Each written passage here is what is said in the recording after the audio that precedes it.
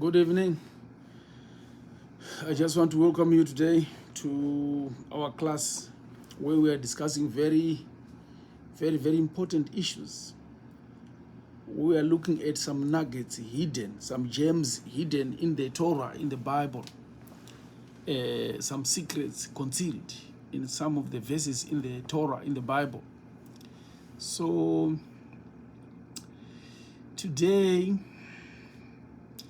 our topic is about secrets concealed in Proverbs 12, verse 10. You know, the verse says, the righteous man cares for the needs of his animals. So we want to unravel this verse and see what is the meaning behind this verse.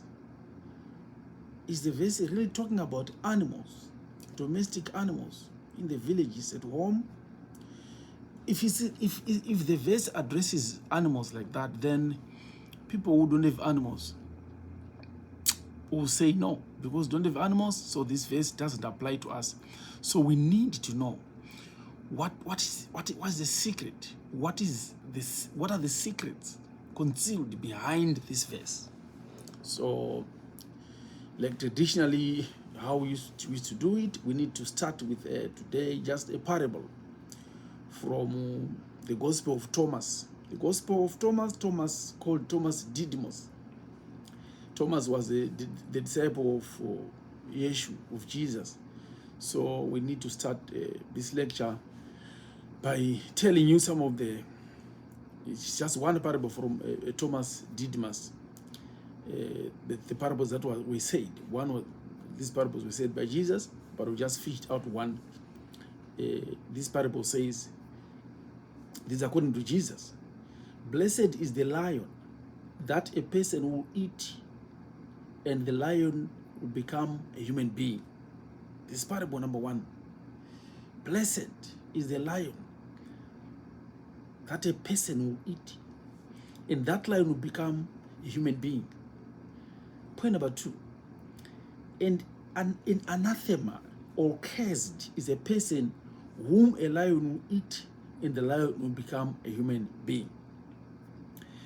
And Jesus went on to say, in the same parable, if those who lead you say to you, look, the kingdom of heaven is in the sky, then the birds of air will precede before you. If they say to you, the leaders of the day, if they say to you, the kingdom of heaven is in the sea, then the fishes will precede you again. So you lose both ways. But if they say the kingdom of heaven is inside you, you understand? If they then say the kingdom of heaven is inside you, when you come to the understanding that you were created in the image of God, and part of God is in you as the soul. Now, when you come to know yourselves, then you'll be known, and you realize that you are the children of the living God. When you understand that the kingdom is in you, and when you know yourselves, then you begin to understand that you are now the children of God, children of the Ebishta. But if you don't know yourselves, there's a problem. There's a problem. If you don't know yourself or yourselves, then you exist in abject poverty. You swim in abject poverty, and that poverty is you. You are that poverty. So I just wanted to, introduce this topic, very important, but citing parables of Jesus from Thomas Didymus, from some of his books by Thomas Didymus, the disciple of Jesus. So we said our topic is on animals. A righteous man knows very well when someone is called righteous, he cares for the needs of his animals. So I will start by defining what the Midrashi was, like we used to say, when we are doing some of these things, because this is a kind of a class. So if you see this book, it says the oldest midrashi. So I'm showing this book so that you cannot then say I'm just saying these things from the blues. It's written from these books. So it's written verse by verse. You know what we said in the previous lectures. We said that one verse, or just one verse or one statement in the Torah, in the Bible, can have over 870 different interpretations, called windows of intelligence. So one verse can be interpreted in so many different ways, like a dream also, because a dream can be interpreted 24 times or 24 levels. One dream can have 24 different interpretations, and all those interpretations can be true. So our topic today is like I've said, about the righteous man. Proverbs 12 verse 10. A righteous man cares very much about the needs of his animals. So I'm going to talk about the animals now. What are the animals? What are these animals being talked of by the Torah? And the Midrashi has got an interpretation. We said the Midrashi is some kind of a gap filler. It fills some gaps. No one here on earth can say the Bible is insufficient. No, the Bible is very sufficient. But the Midrashi complements. The Midrashi does not compete, but complements, closes the gaps. For example, we know very well that when God created Adam and Eve in the Garden of Eden, they gave birth to Cain and Abel. But that's what the Bible says. But later on in the Bible, we hear that again, Cain married a girl, married a woman. Where was this woman created? It's not there in the Bible. So the Midrash now brings it, close the gap to say no. Cain was born together with his sister called Lulua, and Abel was born together with sister called Aklia. So the Midrashi is closing the gaps. The Midrashi does not compete with the Torah. The Midrashi is some commentary that closes the gaps that we may find in the Bible. Again, if you read Joshua 10 verse 13, Joshua 10 verse 13 says, Joshua did a miracle at Gibeah, where the sun and the moon stood still. And verse 13 says, this is also written in the book of Yasha, in the book of Jasher. There's no book of Jasher in the Bible. So the Bible is just referring to those books. So these are some of the books that we use to try to unravel some hidden nuggets, some hidden secrets in the verses of the Torah. So what is an animal? An animal, let's reduce to domestic animals. A domestic animal is an animal that is reared, that is domesticated by a farmer, be it subsistence farming or commercial. But an animal is some domestic creature that we rear at home to help us to alleviate some of the duties we are supposed to do ourselves at the farm. We can have a hammer, we can have a donkey to pull the multiple plow. We can have oxen to pull the multiple plow. We can have oxen, giving us milk. We can have chicken giving us eggs. We can have dogs, at the farm, protecting us from wild animals. So many animals at the farm. So the reason why they are at the farm, they are giving us help. They are helping us.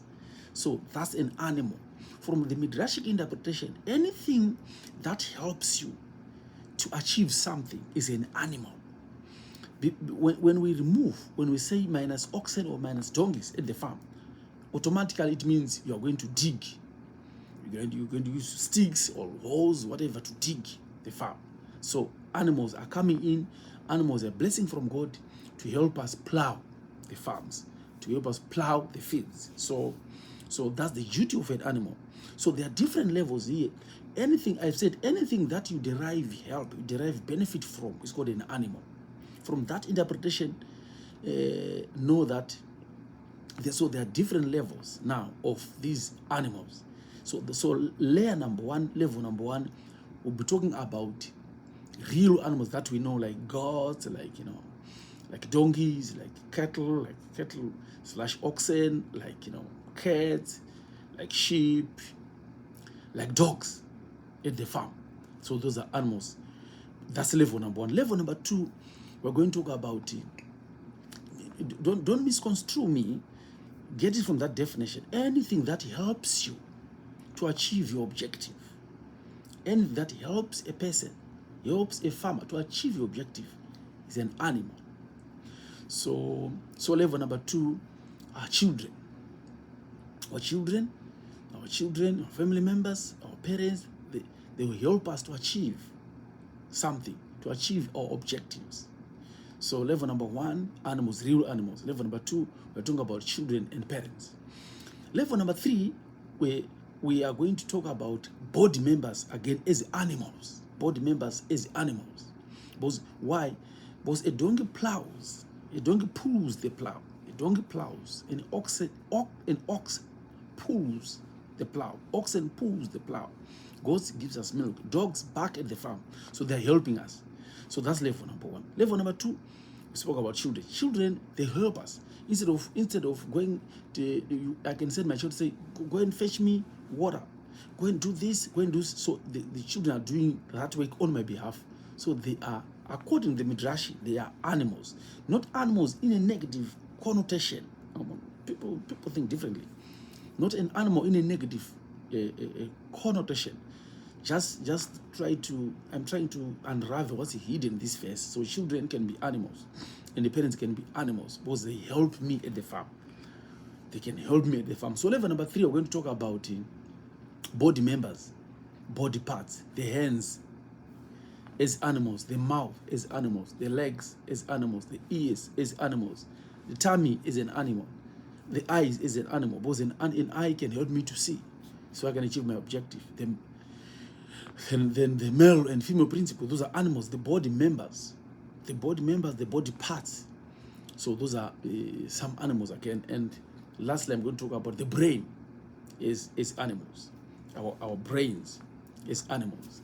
So the verse says a righteous person cares very much about the needs of his animals. Why? In Jewish tradition, Moses and King David were deemed worthy to be leaders because as shepherds, they treated their animals kindly. We again, in the Pirkei Avos, Ethics of the Fathers, we have Rabbi Yehuda, the Prince, Rabbi Yehuda Agadol, the compiler of the Jewish book called the Mishnah, is said to have endured 13 years of heavenly punishment for speaking harshly to a calf that was being led to slaughter, that had sought his help. So he was punished by God. With a story again of Rebecca at the well, Genesis 24 verse 19, stress the importance of kindness to animals as showing good character, an account that is repeated 4 times in the Torah. When Rivka shows concern for and draws water for the 10 thirsty camels of Eliezer, Abraham's servant, she was deemed fit to be chosen as the wife of Abraham's son Yishak. So the Talmud, in the Talmud, the Jewish book, even ordains that a person must provide his animals before eating anything. It states that one should not have an animal unless one can properly feed and care for it. This is found in Jerusalem, Keturot, chapter 4, verse 8 to 29. And that a good man does not sell his beast to a cruel person. This is found in Sefer Hasidim, chapter 13, verse 142, but page 64. So Let's go back to our verse. A righteous man has regard for the life of his beast. And the rabbinical literature even says that one should avoid living in a city where the sound or the bark of the dog is not heard, or the neighing of a horse is not heard. So this is just a background of animals. So now we're talking about domestic animals, how important they are. You know, we use animals like goats for meat. Dogs, they protect us by barking and scaring wild animals and scaring thieves. We use oxen to pull the plow. We use donkeys to pull the plow, or to take us, to the grinding mill, or to take us to the bus terminals or bus station in the villages. So donkeys are very, very important. So they must be fed. Because what they are doing is they are helping us to live a better and a good life. That's why God says, but for you to be righteous, you must be inspected. How you take care of your donkey, how you take care of your animal. So animals are very important. Now, so they must be fed.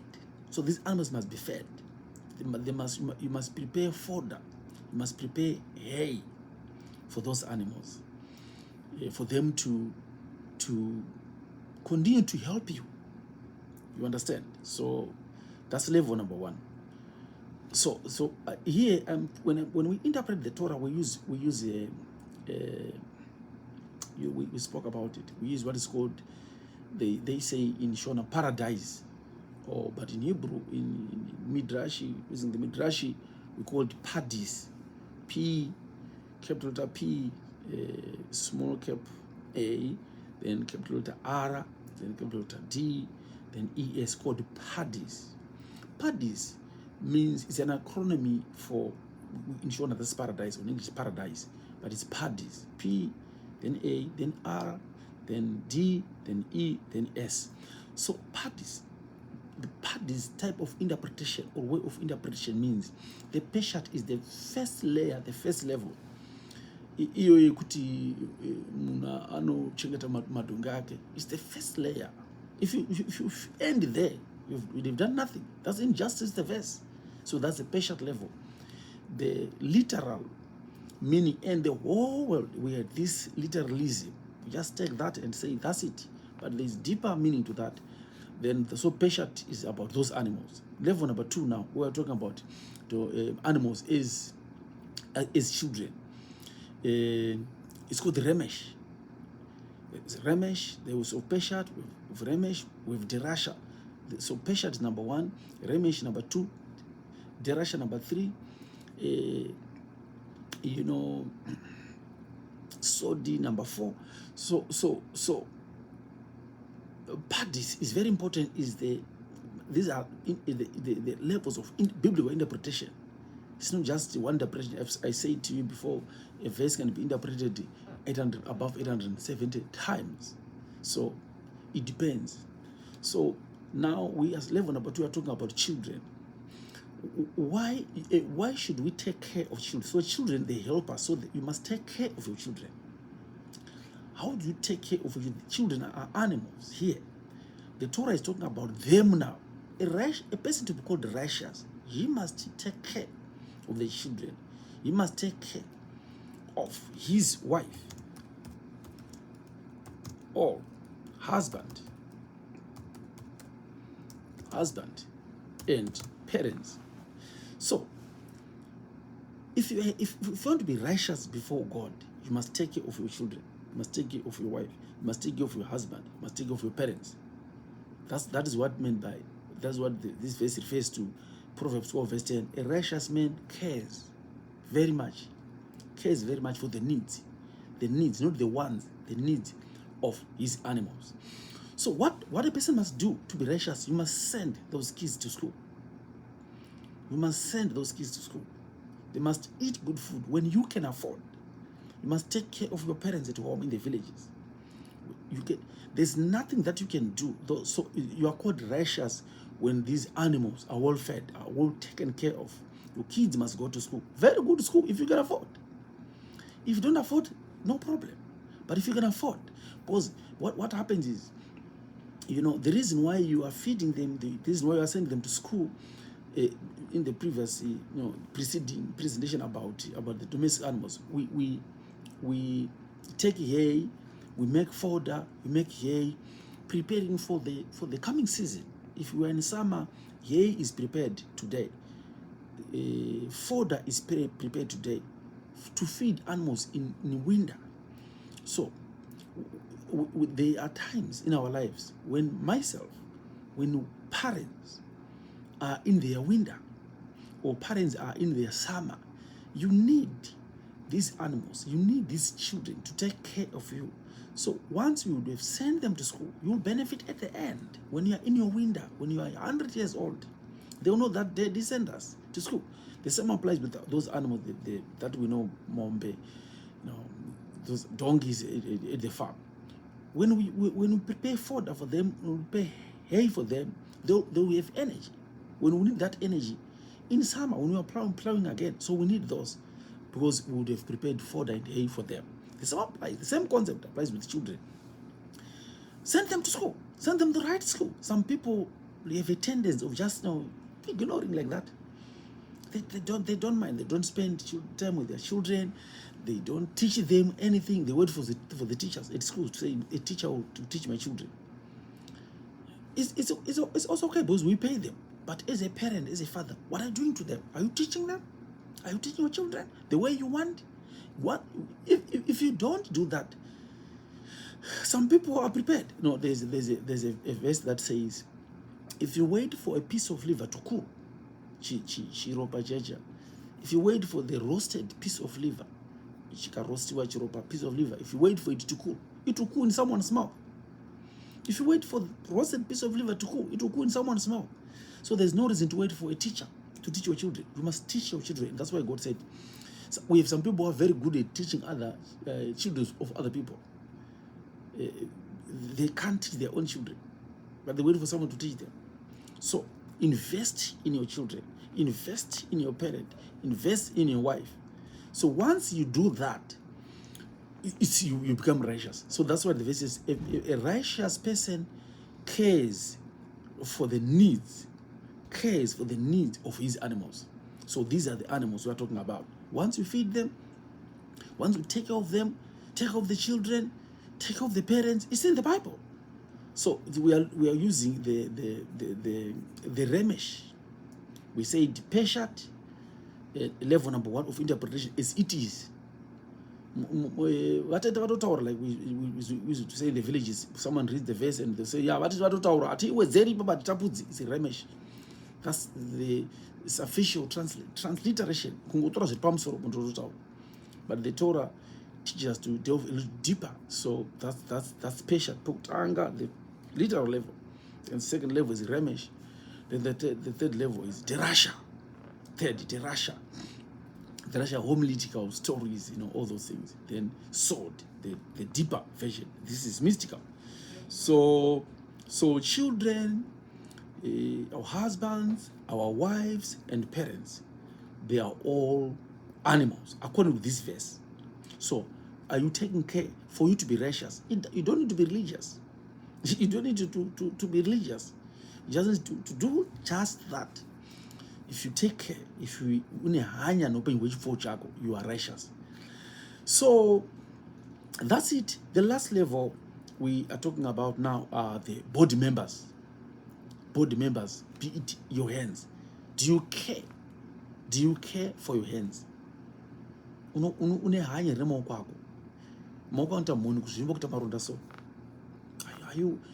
want to use those hands to do something very, very, very sacred, very important. I don't blame people. But a stove is very hot. The plate is very hot. Someone can do that. They become very hard. They are not soft inside. When you want to use it for some interesting, pleasurable activities, the next person is saying, no, you are like, you're hard, like a chimpanzee. Your hands are tough like a chimpanzee. They're very insensitive to love. So, do you take care of your animal called hands? Do you take care of your animal called ears? What is that you are listening to? Are you worried about what you hear? Do you control your eyes? Do you control your animals? Even those animals at home, you need to have a champion to control them. Yeah, come follow. Yeah, we are come. Yeah, even kids, don't do that. Come here. You have a champion. Do you have a champion? For your eyes. There's that verse in Proverbs that says, I made a covenant with my eyes. Ndakaita sungano nemeso wangu. Ndianitari zvakaipa nemeso. I've made a covenant with my children called eyes. Ndandikatari zvakaipa. So you need to take care of those children called the eyes. This is according to the Midrashi, Proverbs 12 verse 10. That's how it is interpreted. The eyes, are you controlling them? The mouth is a gate. Are you controlling them? Are you controlling the mouth? What comes out of your mouth? Are you controlling the ears? What is it that you are hearing? What is that you are listening to? Remember, the shape of the ear is more or less the shape of the placenta, the shape of the oval. So what you listen will germinate. What you listen will be given birth to. So be very careful with your animal or animals called ears. What do you use those animals for? We have other animals like the male principle, the female principle. You are a young man, very blessed by God, gifted. You were given a male principle by God to take care of that. Remember, the Torah says that, when you are a man, when we were born, the day you were born, God will give you how many times that need to use the male principle before you die. To your wife, the male principle, you know it, the phallus. I'm talking about the phallus. So once you start to use it before you get married, it counts. So let's say, for example, you're given by God, 900 times or 2,000 times to use your male principle, the phallus, to your beloved wife. The thinking that you'll then be married. So when you start to use it before marriage, and by the time you get married, you are only left with 3 chances. Then you are stuck. You start to give the society problems. You see, so take care of your animal. You know that the story in the Torah that says there's only one animal on earth. If you start to feed it, it's never satiated. There's one problematic animal in the whole world called the male principle. If you start to feed it, it's never satiated. So if you stop to feed it, you'll be fine. So how do you take care of the needs of your animal? Your legs. Where do you use your legs to? Where are you going? The tummy. What do you put in your tummy? In an animal called tummy. What do you put inside? Junk food? Are you careful of what you eat? Junk food? Are you exercising the body? It's an animal. So we need to be very careful about what we do about our animals. Those animals, they help us. You need those hands in the future.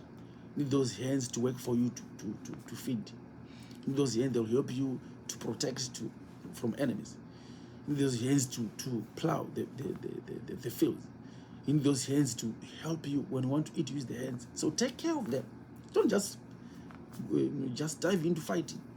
Why are you fighting with the hands? They have a special purpose. They were there for a special purpose. So even think of the body. So the last level is the brain. The brain.